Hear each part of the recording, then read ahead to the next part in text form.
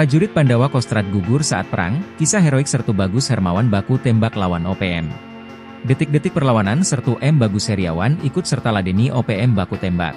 Jual beli serangan antara organisasi separatis melawan prajurit TNI ini terjadi di Mapenduma, Kabupaten Timika, Papua Tengah pada Jumat, 4 Oktober 2024, siang.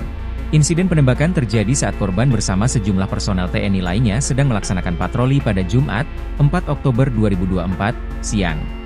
Saat tiba di wilayah Paro atas arah Mapenduma, Kabupaten Timika, Papua Tengah, prajurit TNI diserang oleh OPM. Kontak senjata antara prajurit TNI dan OPM mengakibatkan Sertu Bagus Heriawan luka tembak di bagian dada kiri.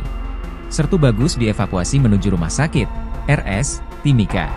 Namun setelah sempat mendapatkan penanganan medis, akhirnya meninggal dunia.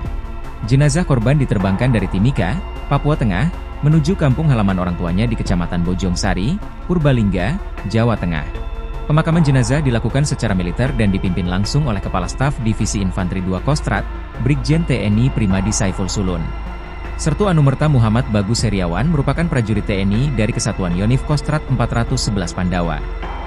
Ia dimakamkan di Taman Makam Pahlawan, TMP, Purbosaroyo, Purbalingga, Jawa Tengah, Sabtu, 5 Oktober 2024, malam bertepatan dengan HUT ke-79 TNI.